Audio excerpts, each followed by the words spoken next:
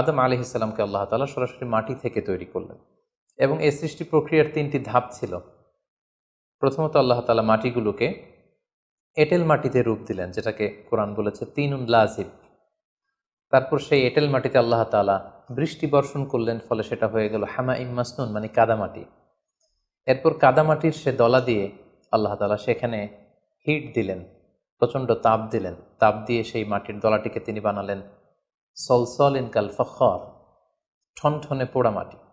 এবং সেই ঠনঠনে পোড়ামাটির যে কাঠামো, আল্লাহ তাআলা আদম আলাইহিস সালামের স্ট্রাকচার দিলেন, কাঠামো দিলেন, এবং সেই কাঠামোর ভেতরে আল্লাহ তাআলা রুহের ফুৎকার দিলেন। আল্লাহ বললেন ফাইদা সাওয়াইতুহু ওয়া নাফাখতু ফীহি মির রূহি, যখন আমি আদমকে তৈরি করলাম তখন then I breathed into him my spirit, আমি তার ভেতরে আমার রুহের ফুৎকার দিলাম।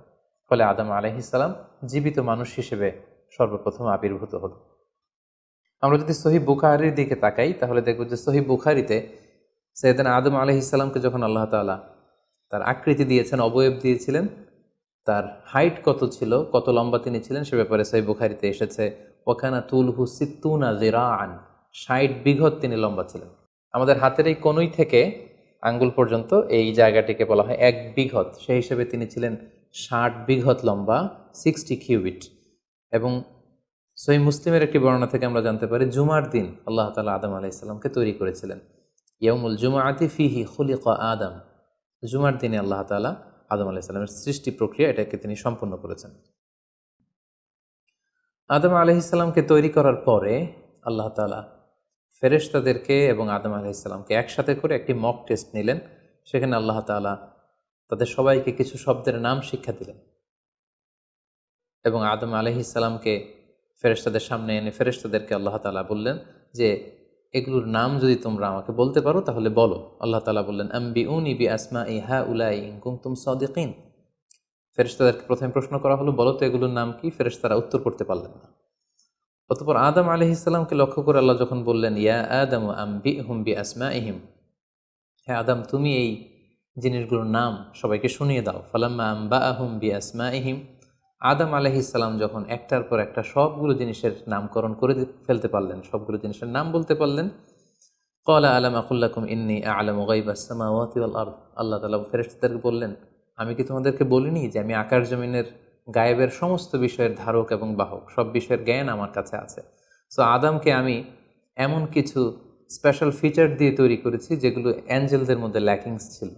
ফলে ফেরেশতারা সেগুলো জানার পরেও সেগুলোর নাম আল্লাহ তাআলাকে রিপিট করে বলে শোনাতে পারেনি, কিন্তু আদম আলাইহিস সালাম সবগুলো জিনিসের নাম একটার পর একটা তিনি বলে ফেলতে পারলেন। এবং এ থেকে প্রমাণিত হয় যে আল্লাহ তাআলা এখানে ফেরেশতাদের অপারগতা এবং আদম আলাইহিস সালামের শ্রেষ্ঠত্বের প্রমাণ তিনি এখানে স্থাপন করলেন। অনেকে প্রশ্ন করে থাকে যে আল্লাহ তাআলা আদম আলাইহিস সালামকে স্পেশালি এই জিনিসগুলোর নাম শিক্ষা দিয়েছিলেন, ফলে আদম আলাইহিস সালাম বলতে পেরেছেন, কিন্তু ফেরেশতাদেরকে তো এই জিনিসগুলোর নাম শিক্ষা দেওয়া হয়নি।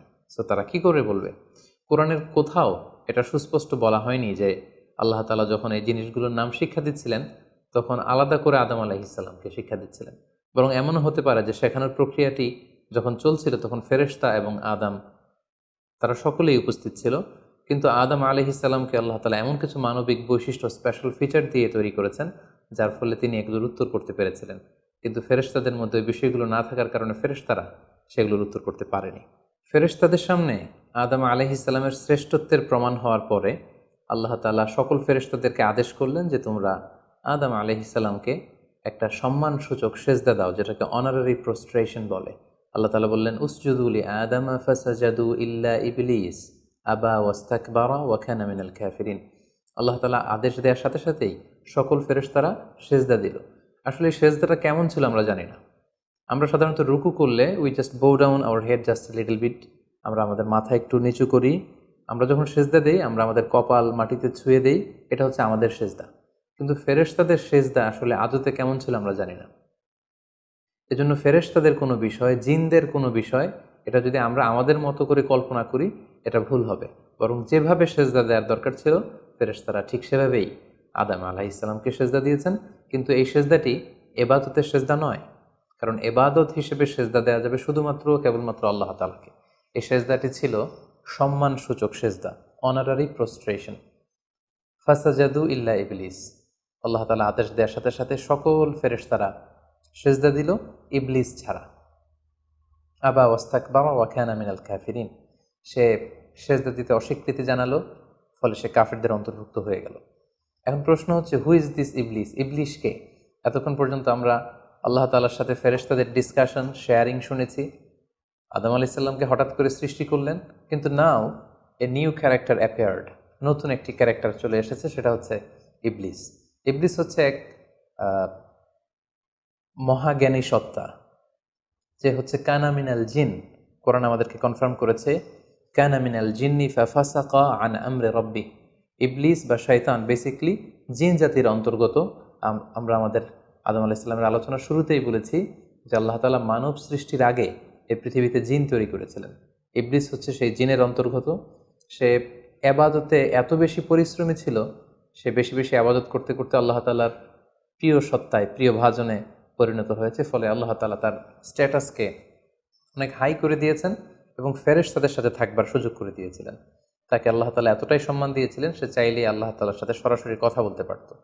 কিন্তু আল্লাহ তাআলা যখন আদম আলাইহিস সালামকে সেজদা দেওয়ার আদেশ করলেন, সবাই সেজদা দিল, ইবলিস ছাড়া।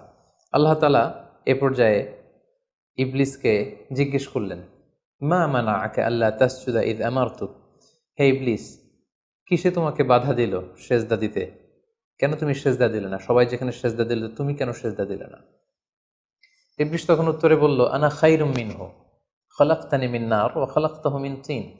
আমি আদমের চাইতে শ্রেষ্ঠ। সে আল্লাহর সাথে আর্গুমেন্ট দিতে শুরু করলো, লজিক দিতে শুরু করলো। সে যদি অন্তত এতটুকু বলতো যে আল্লাহ, আপনি কেন আমাকে সেজদা দিতে বলছেন, আমি এটার সিগনিফিক্যান্স, এটার কারণ জানতে চাই, অথবা আল্লাহ আমি ভুল করে ফেলেছি, আপনি আমাকে ক্ষমা করুন, এর কোনোটাই না করে সে আল্লাহর সাথে আর্গুমেন্ট দিতে লাগলো। আর্গুমেন্টেটিভ একটা অ্যাটিটিউড তার মধ্যে গ্রো করলো। সে বলল, খলাকতানি মিন নার ওয়া খলাকতাহু মিন তিন। আপনি আমাকে সৃষ্টি করেছেন আগুন থেকে, আদমকে সৃষ্টি করেছেন মাটি থেকে।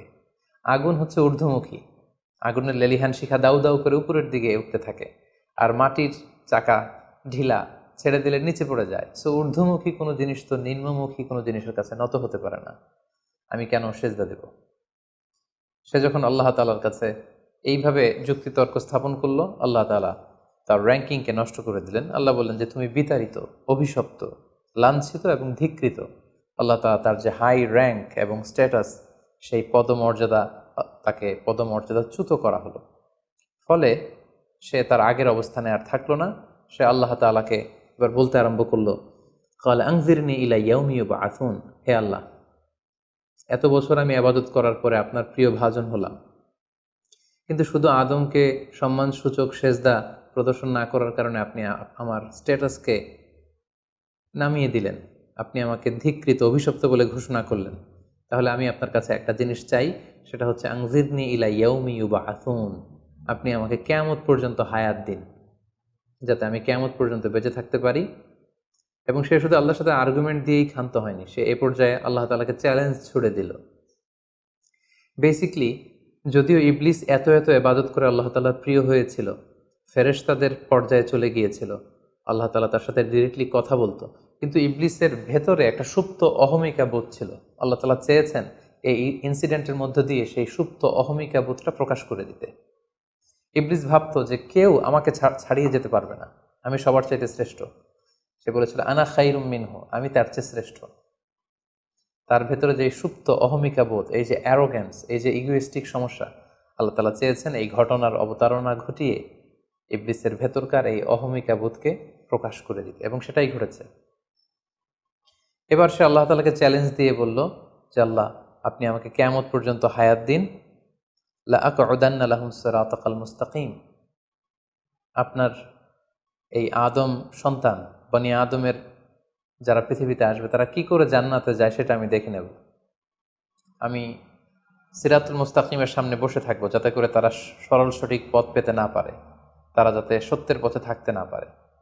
আমি তাদেরকে সুম্মা লাআতিয়ান্নাহুম মিন বাইনি আইদিহিম ওয়া মিন খালফিহিম ওয়া আন আইমানিহিম ওয়া আন শামাইলিহিম, সামনে থেকে, পেছন থেকে, ডান দিক দিয়ে, বাঁ দিক দিয়ে, সব দিক দিয়ে আমি তাদেরকে কুমন্ত্রণা দিব, ধোঁকা দিব, টেম্পটেশন দিব, হুইসপারিং করব।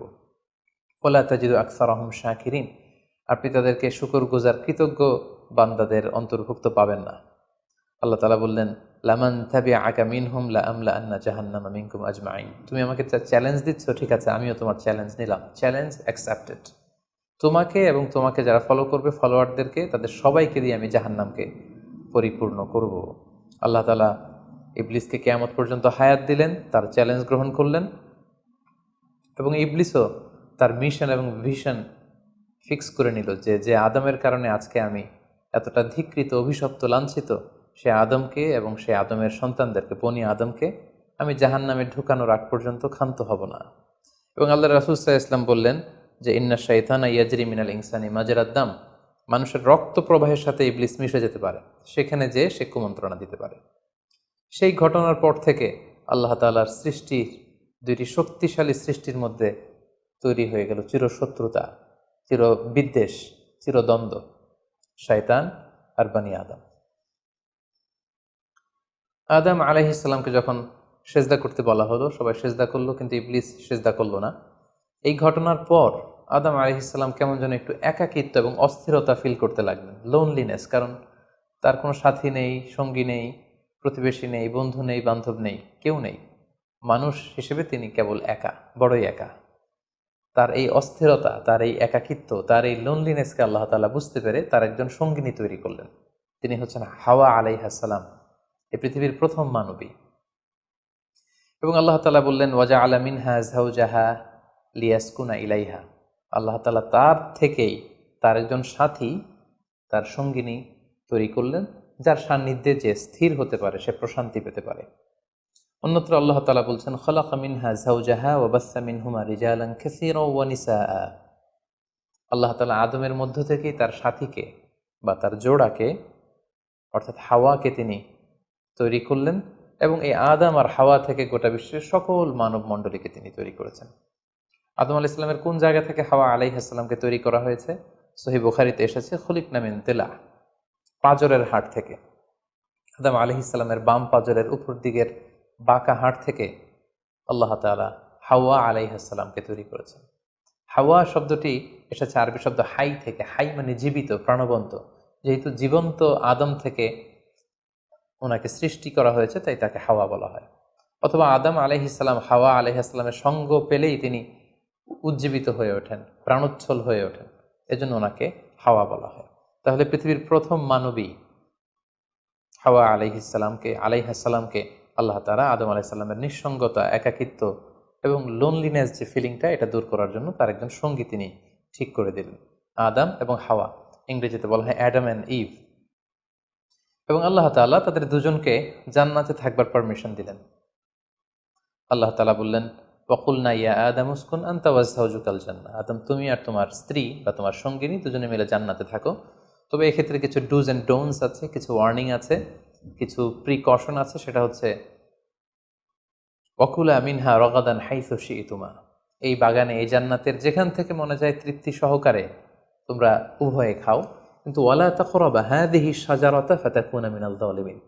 জান্নাতের যেখান থেকে মনে চায় তোমরা খেতে পারো, পান করতে পারো, ঘুরে বেড়াতে পারো, আনন্দ উৎসব করতে পারো, কিন্তু ওয়ালা তাকরাবা হাযিহি শাজারা, এই গাছের ফল খাবে না। Be aware of this tree, এই গাছের কাছেও যাবে না। যদি যাও, যদি খাও, তাহলে ফাতাকুনা মিনাল যালিমিন, তোমরা জালিমদের অন্তর্ভুক্ত হয়ে যাবে। তাহলে আল্লাহ তাআলা আদম এবং হাওয়াকে জান্নাতে থাকার সুযোগ দিলেন, সেখানে কি করা যাবে, কি করা যাবে না সেটা বাতলে দিলেন, ডুজ অ্যান্ড ডোন্টস দিলেন এবং ওয়ার্নিং দিয়ে দিলেন।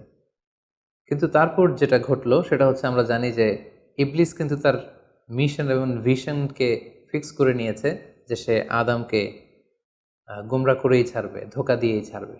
এবং সে অনুপাতে সে সামহাও জান্নাতে ঢুকে আদম এবং হাওয়া আলাইহিস সালামকে উইসপারিং করে, টেম্পটেশন দিয়ে, কুমন্ত্রণা দিয়ে তাদেরকে বিভ্রান্ত করে ফেলল।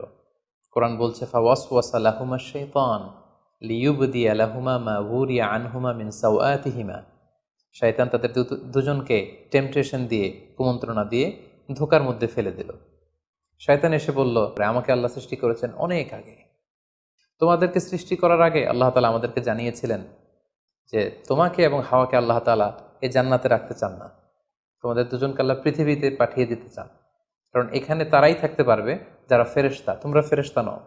আর এখানে পার্মানেন্টলি থাকার জন্য রেসিডেন্সিয়াল পারমিটের জন্য একটা জিনিস লাগে, সেটা হচ্ছে ওই গাছের ফল খেতে হয়। যারা ওই গাছের ফল খেয়ে ফেলবে তারা এখানকার চিরকালীন বাসিন্দা হয়ে যাবে, তারা কখনো পৃথিবীতে যাওয়া লাগবে না। সো এই জন্য আল্লাহ তাআলা তোমাদেরকে ফল খেতে নিষেধ করেছেন ওই গাছে। তোমরা যদি ওই গাছের ফল খেয়ে ফেলো তাহলে তোমরা এখানকার চিরস্থায়ী অধিবাসী হয়ে যাবে। কোনোভাবেই আল্লাহ তাআলা তোমাদেরকে এখান থেকে তাড়াতে পারবেন না, কিন্তু আল্লাহ তাআলা চাইছেন তোমাদেরকে এখান থেকে তাড়িয়ে পৃথিবীতে পাঠিয়ে দিবেন। আমি তোমাদেরকে কসম করে বলছি, আমি তোমাদের ওয়েল উইশার, শুভাকাঙ্ক্ষী। শয়তান বলল যে ওয়াকাসামাহুমা ইন্নী লাকুমা মিনান নাসিহিন, নিশ্চয় আমি তোমাদের জন্য শুভাকাঙ্ক্ষী, তোমরা আমার কথা শোনো। যদি এখানে আরামে দিনাতিপাত করতে চাও তাহলে তোমরা এই ফল খাও, ফলে তোমাদেরকে আর কোথাও যাওয়া লাগবে না। আদম আলাইহিস সালাম আল্লাহ তাআলার সে দেয়ার ডুজ অ্যান্ড ডোন্টস, সে ওয়ার্নিংয়ের কথা ভুলে তিনি এবং তার স্ত্রী ওই নিষিদ্ধ ফল থেকে খাওয়া শুরু করলেন। এবং খাওয়ার সাথে সাথেই ফালাম্মা যাকা শাজারাতা বাদাত লাহুমা সাওআতুহুমা ওয়া তাফিকা ইয়াখসিফানি আলাইহিমা মিন ওয়ারাকিল জান্নাহ। ওই নিষিদ্ধ গাছের ফল খাওয়ার সাথে সাথেই আদম আলাইহিস সালাম এবং হাওয়া আলাইহিস সালামের গায়ে যে জান্নাতি পোশাক ছিল অটোমেটিক্যালি সেই পোশাক খুলে পড়তে আরম্ভ করলো। ওনারা উলঙ্গ হয়ে যেতে লাগলেন। তড়িঘড়ি করে ওনারা জান্নাতের বিভিন্ন পাতা এনে, বিভিন্ন লতা পাতা এনে ওনাদের প্রাইভেটকে ওনারা ঢাকলেন। এবং তখনই ওনারা বুঝতে পারলেন আমরা কি করলাম, আমরা তো মহাভুল করে ফেলেছি, আমরা তো আল্লাহ তাআলার আদেশকে অমান্য করেছি। আল্লাহ তাআলার সাথে সাথে বললেন আলাম আনহাকুমা আন তিলকুমা শাজারা, আদম এটা তোমরা কি করলে, আমি তো এটা কখনো এক্সপেক্ট করিনি, আমি কি তোমাদেরকে নিষেধ করিনি এই গাছের ফল খেতে, এবং আমি কি তোমাদেরকে বলে দেইনি যে ইন্না শাইতান লাকুমা আদুউম মুবিন, শয়তান তোমাদের সুস্পষ্ট চিরশত্রু, কেন তোমরা এই কাজটা করলে? আদম আলাইহিস সালাম এবং হাওয়া আলাইহিস সালাম ওনারা লজ্জিত হলেন, ওনাদের কাজের জন্য ওনারা লজ্জিত হলেন।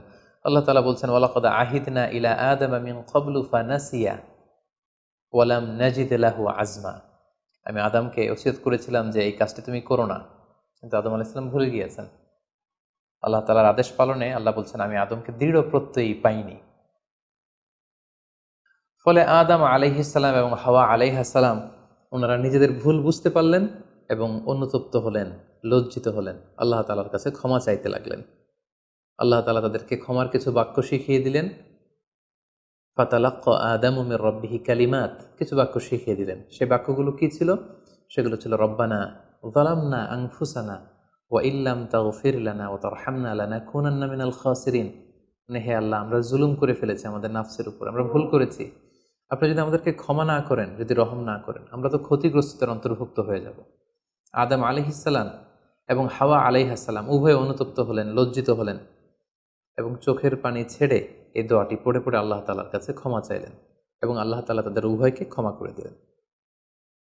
এবার আল্লাহ তাআলা তাদের দুজনকে বললেন যেহেতু তোমরা আমার আদেশকে মান্য করতে পারোনি, সেজন্য তোমাদেরকে পৃথিবীতে চলে যেতে হবে। ইহবিতু বা'দুকুম লিবা'দিন আদু, তোমাদেরকে পৃথিবীতে নামিয়ে দেয়া হলো।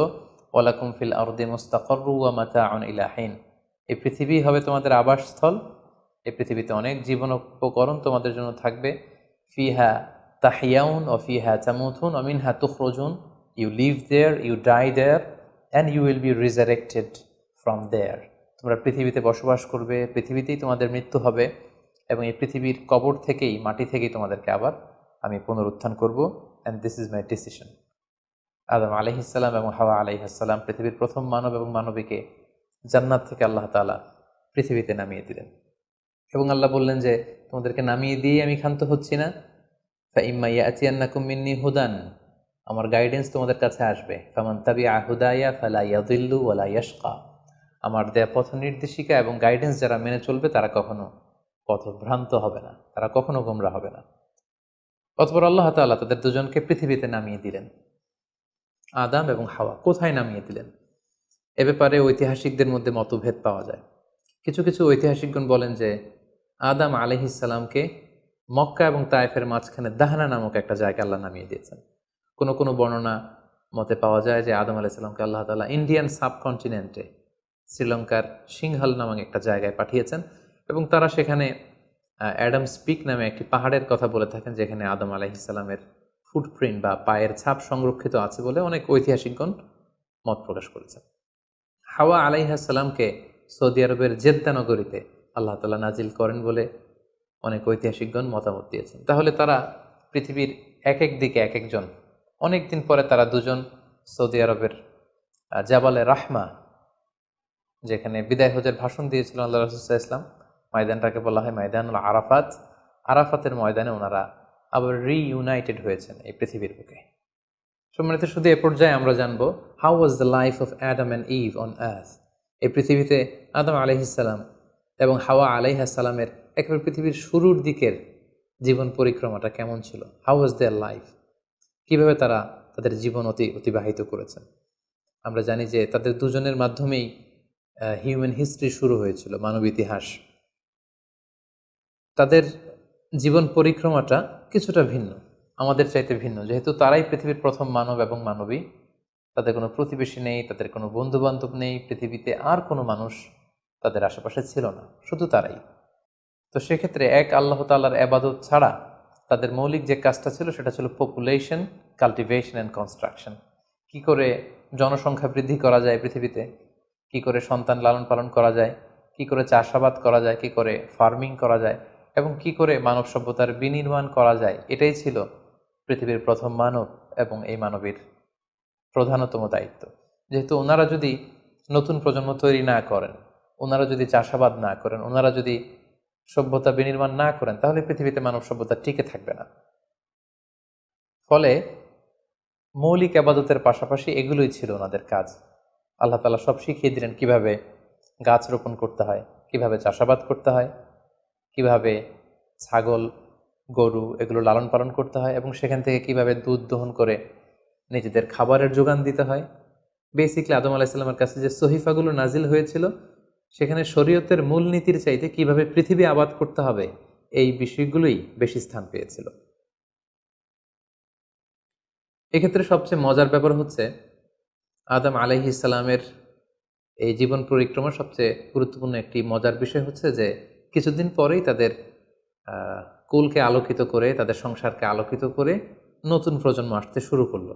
এবং আদম আলাইহিসসালাম এবং হাওয়া আলাইহিসসালামের মাধ্যমে যে সন্তানরা পৃথিবীতে আসতো তারা ছিল অলওয়েজ টুইন বেবি বা যমজ সন্তান হিসেবে আসতো। সর্বপ্রথম আল্লাহ তাআলা তাদেরকে একটি সন্তান, একটি ছেলে সন্তান এবং একটি মেয়ে সন্তান দিয়ে ধন্য করলেন, এবং তারা তাদের নাম রাখলেন, ছেলেটির নাম রাখলেন কাবিল, মেয়েটির নাম রাখলেন আকলিমা।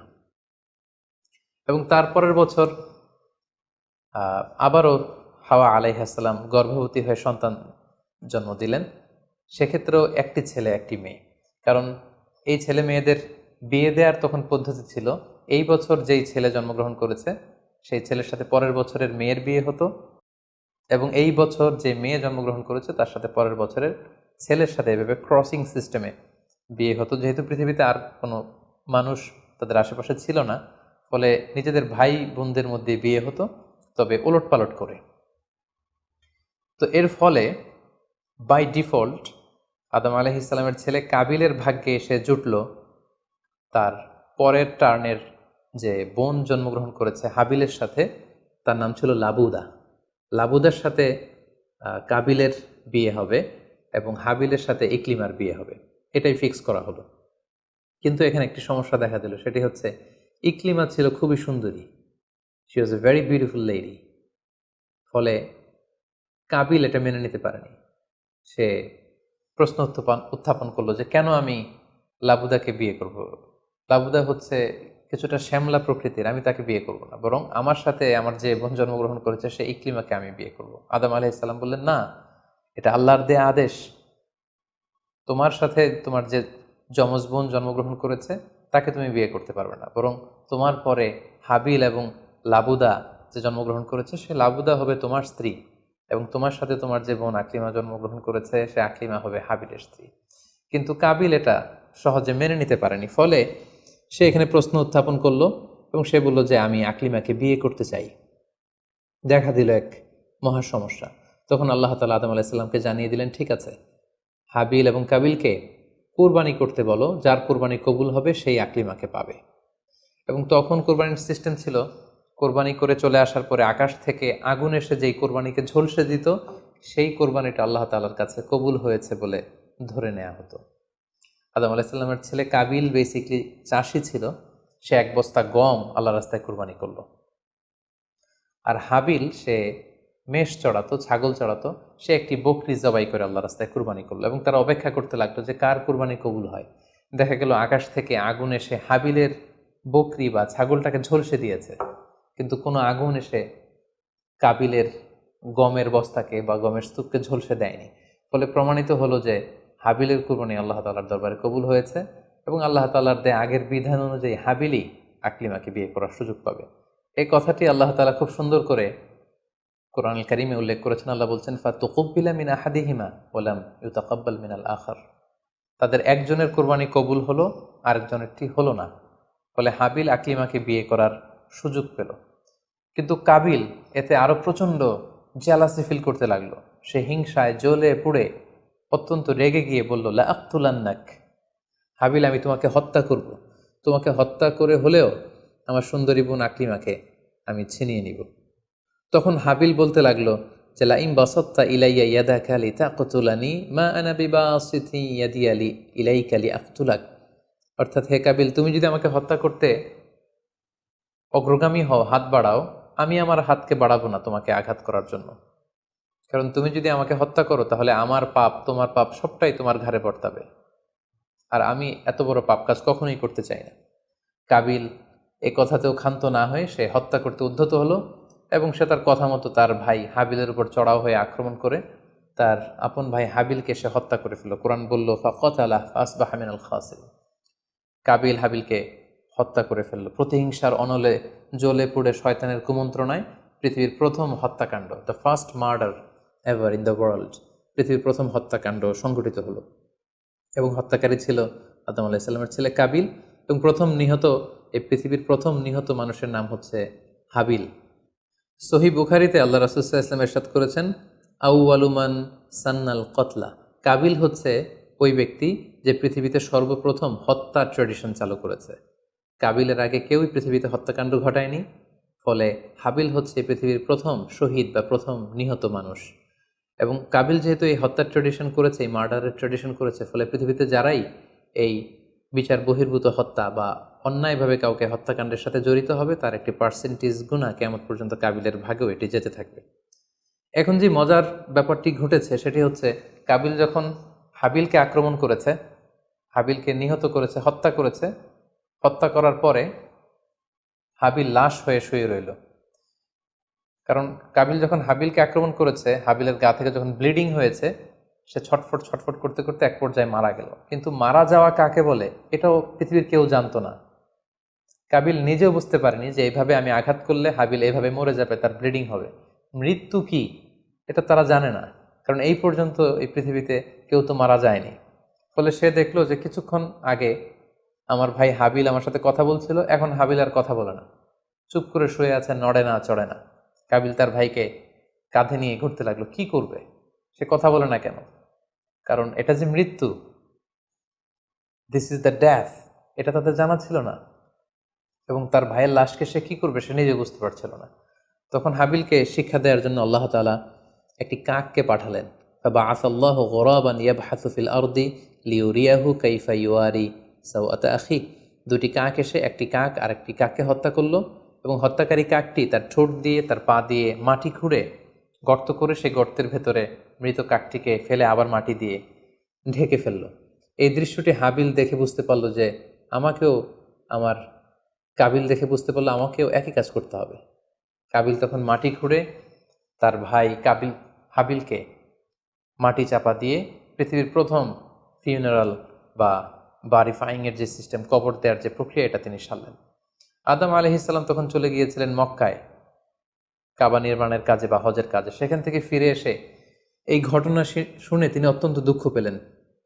তিনি কাবিলকে ভর্ৎসনা করলেন এবং আদম আলাইহিস সালামের সন্তান সন্ততি সবাইকে ডেকে তিনি নাসিহত করলেন, এক আল্লাহর আদেশ মেনে নেওয়ার জন্য তিনি সবাইকে আহ্বান জানালেন। হাবিলের পরবর্তীতে আল্লাহ তাআলা এওয়াদান আন হাবিলের পরিবর্তে তিনি শীস আলাইহিস সালামকে আদম আলাইহিস সালামের ছেলে হিসেবে পৃথিবীতে দান করলেন। হাওয়া আলাইহিস সালামের কোল জুড়ে পৃথিবীতে আসলো শীস এবং তার সাথে তার টুইন বোন হাজুরা পৃথিবীতে আসলো। এবং আদম আলাইহিস সালামের পরে শীস আলাইহিস সালামকে আল্লাহ তাআলা নবী হিসেবে সিলেক্ট করলেন। এবং সহিহ ইবনে হিব্বানের একটি বর্ণনায় এসেছে, যদি বর্ণনাটি দুর্বল, যে শীস আলাইহিসসালামের কাছে আল্লাহ তাআলা 50টি সহিফা নাজিল করেছিলেন। দেখতে দেখতে আদম আলাইহিসসালাম তার জীবনের 1000 বছর পূর্ণ করলেন, তিনি বয়োবৃদ্ধ হয়ে আসলেন এবং তার এই নবুয়তির দায়িত্ব আল্লাহ তাআলা শীস আলাইহিসসালামের কাঁধে দেওয়ার পরে আদমে আলাইহিসসালামের পৃথিবী থেকে বিদায় নিলেন। কোথায় তাকে কবর দেওয়া হয়েছে? ঐতিহাসিকদের মধ্যে একাধিক মত পাওয়া যায়। কোনো কোনো বর্ণনা মতে ওনাকে মক্কাতে কবরস্থ করা হয়েছে, কোনো কোনো ঐতিহাসিক বর্ণনা মতে ওনাকে বাইতুল মাকদাসে কবরস্থ করা হয়েছে। আর ঠিক এভাবেই পৃথিবীর প্রথম মানব এবং প্রথম নবী আদম আলাইহিসসালাম এই পৃথিবী থেকে বিদায় নিয়ে পরপারে পাড়ি জমান।